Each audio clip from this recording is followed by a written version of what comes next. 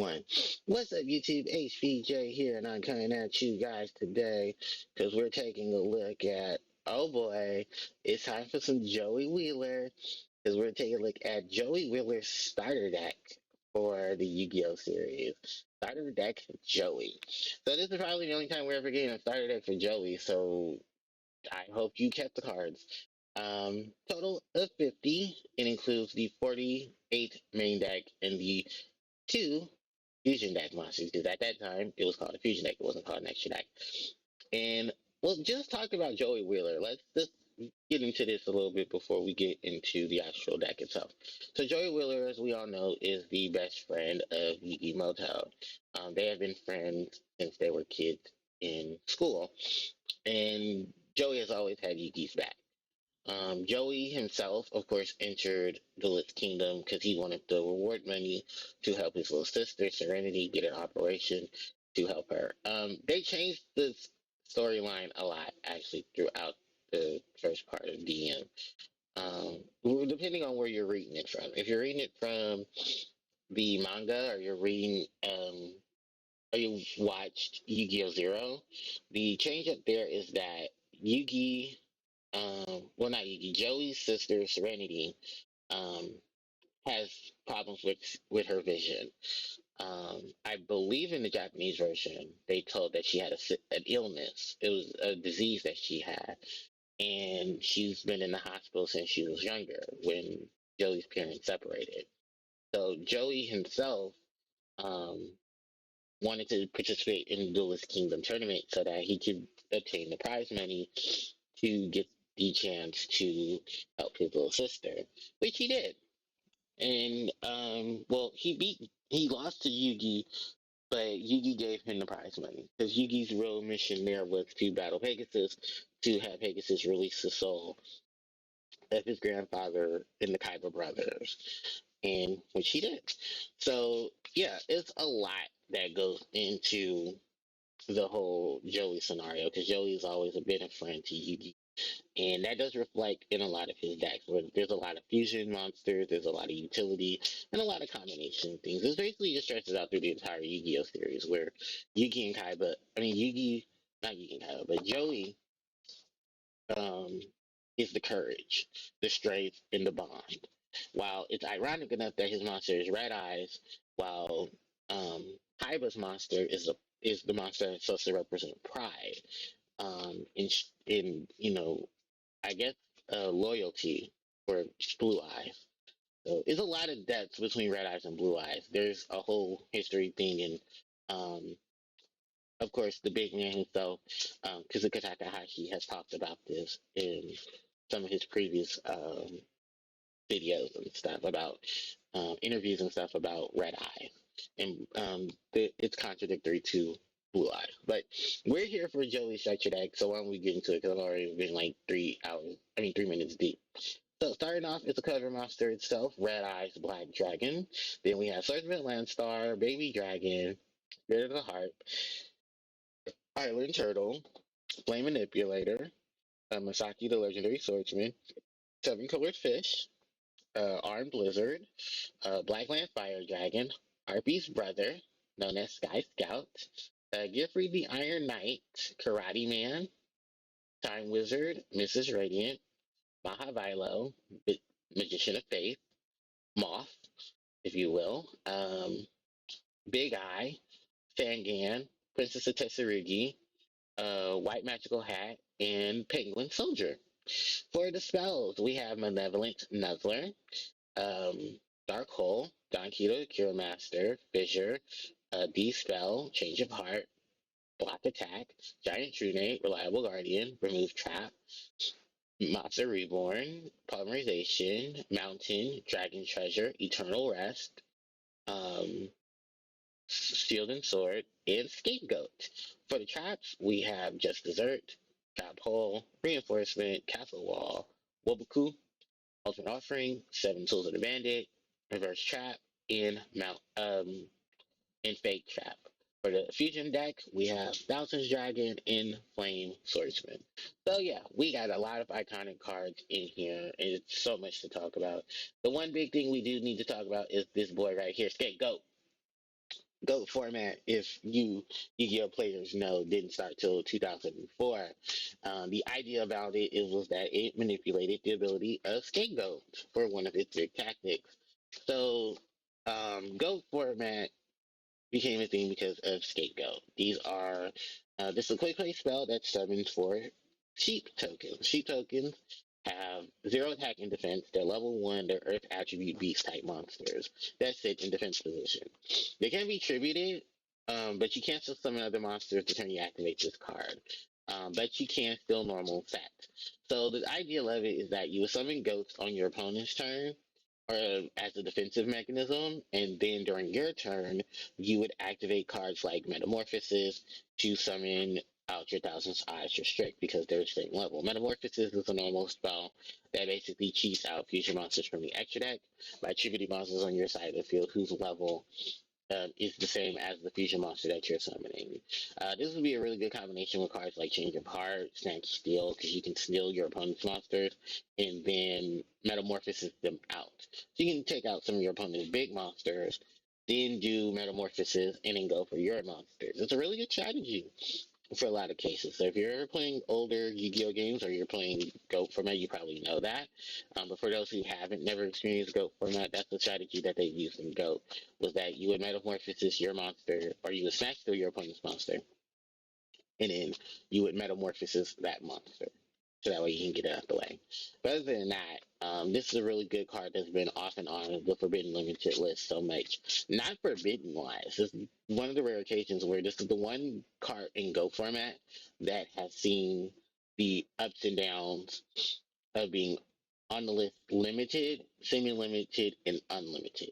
I guess in kind of same sense, you would put that in the same realm as Mystical Safe Typhoon, because Mystical Safe Typhoon was limited, unlimited, semi limited, then limited, and then back to semi limited and unlimited.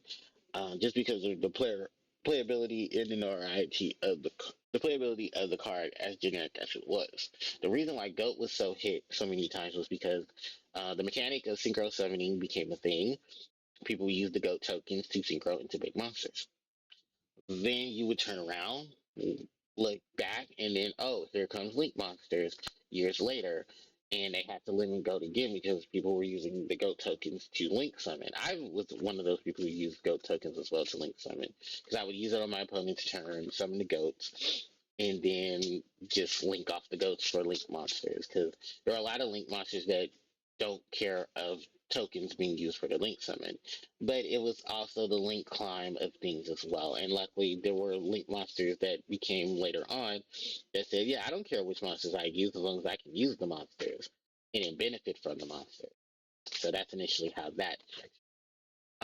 Then we have Sky Scout, who I want to talk about briefly.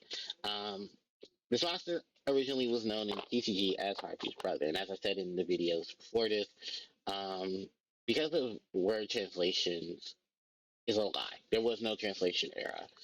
What they did was they wanted to put a male Harpie in the deck so that it could sell to the young boy audience, because Harpies are predominantly all female. So what they initially did was they changed this monster's name to Harpie's brother, because originally in the OCG it's known as Birdman. Then here in the TCG, it's known as Harpie's brother, but cards started excluding Harpie's brother from its text.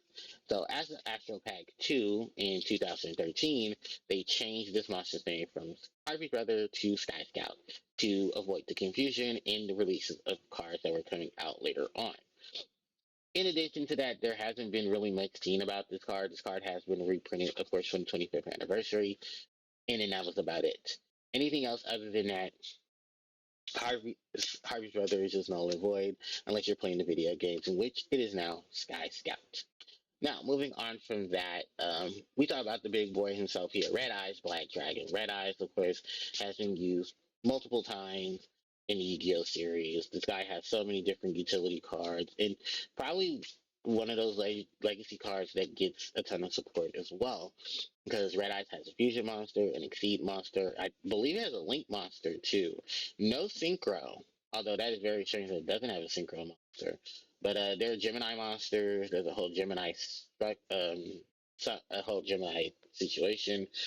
He's been used with a ton of of his friend's cards, because back in I think that was 20 yeah back in 2012 I mean 2020, when they released a plethora of cards that were based off of Yugi's friend of Joey's friends and opponents. So Yugimoto, My Valentine, Esperoba, um, got cards to symbolize their friendship or their connections with Joey Wheeler. There was a Jinzo Laird, there's Cyber slash Harpie Lady, and there is Time Magician. Um, or no, Time. Oh yeah, Time Wizard of the Future, or whatever the hell they wanted to call it, because in OCJ it's called Time Magus. Oh, I think that's the CCG name too, Time Magus, because basically Time Wizard in OCG is known as Time Magician. It's part of the Magician archetype. It's an extension of Dark Magician, but I think they called it Time Wizard of Tomorrow, is what it's named here in the TCG. Time Magus is its OCG name, and basically, yeah, it's considered a magician monster, because it's name translation, but they don't really count it as that. It's weird. It's stupid. It's Konami. But yeah, even then, all of Joey's cards have some type of aspect of them being reprinted. The only thing is Swordsman and Landstar, and I feel bad because Swordsman and Landstar has a lot of utility cards that Joey used in the anime, but they never gotten printed. I'm very shocked that they haven't gotten printed because this monster who looks like a marshmallow with arms and legs does have an entire archetype about it where they summon various monsters, that were based off of RPGs. Like Swordsman Landstar is supposed to be a warrior. There's one that's a gunner. There's one that's a healer. There's one that's a rogue. Not a rogue, a brawler.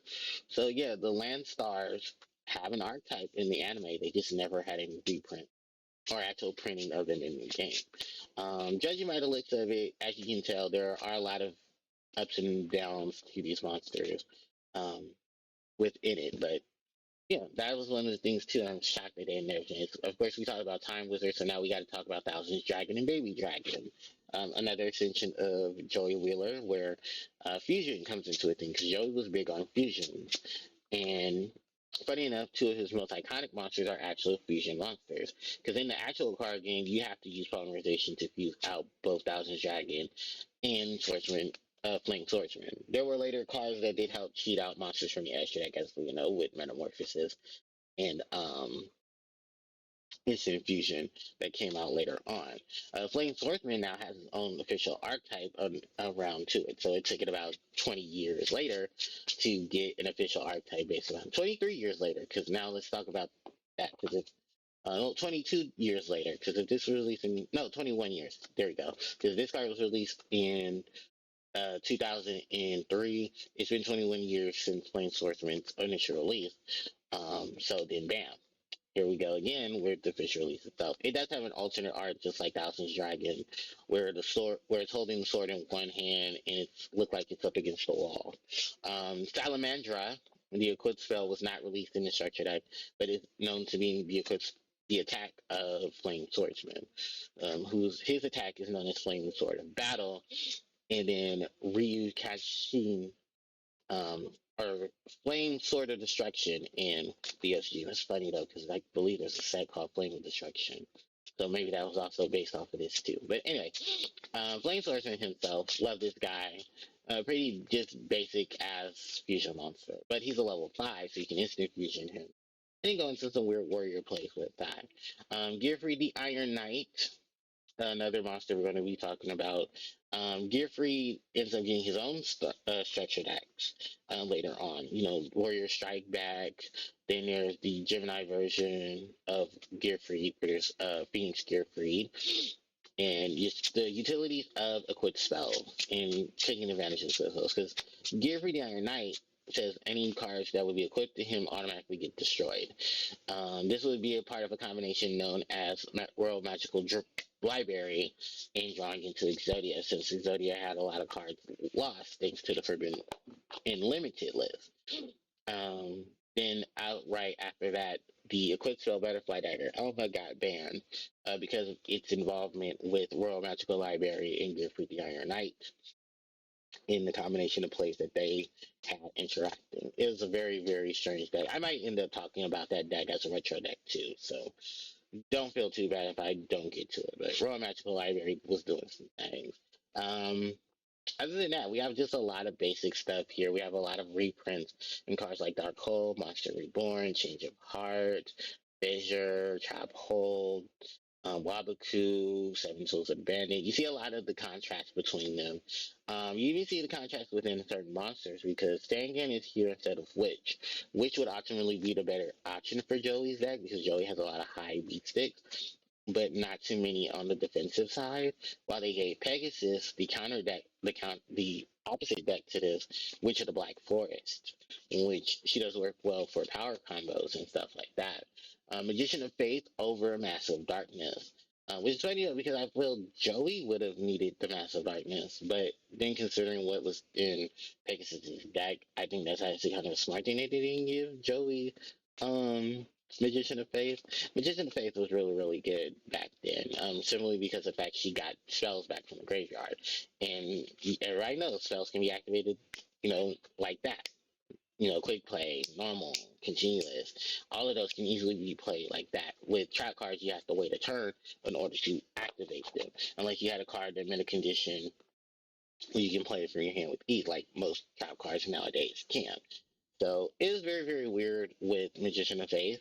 She was forbidden for a while, and in 2013 they unbanned her because the game state had basically sped up so much that there was really not a need for Magician of Faith. They tried playing Faith around here and there, but Faith was just ultimately just like, yeah, we know you're here, but you're just not as powerful as you be. So yeah, they there. But other than that, like I said, there's a lot of cards just reminiscing with the structure deck here, and I'm pretty sure many of you were very excited um, when you got your first. Because this was my first starter deck, actually. Fun fact: this was my first starter deck, and I initially wanted Pegasus's because of I had seen the lineup of cards that were going to be in Pegasus's deck, and I wanted those cards, but my father couldn't get it because they were sold out at Toys R Us. Yeah, it sucked. I know. So they eventually, he did get me Joey's, and I was happy. I was just happy because it was a stretch deck with Yu-Gi-Oh cards, and I got to play Yu-Gi-Oh. And then it was like Harpie's right there. I was like, hell yeah, a Harpie card to go with my Harpie lady. Oh, this years later. Oh, this is not Harpie. Oh, that sucks. But hey, I at least had it. So yeah, a lot of good cards, a lot of good memories. I have to say, just looking at them, and it's nice to see it. And basis of a retro deck profile. Retro stuff is to talk about the old things that made us what we are today. So with that said and done, ladies and gentlemen, I'm going to wrap up today's video here. Let me know what you guys think about Structure Deck Joey. What was your experience with Structure Deck Joey? Did you get Joey Structure Deck? Did you play with Joey Structure Deck with your friends when we were kids of the age?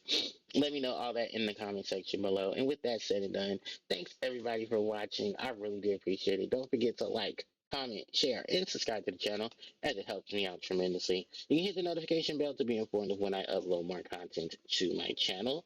My social media links, they are in the description box below. And with that said and done, thanks everyone for watching. HBJ signing out. Take care.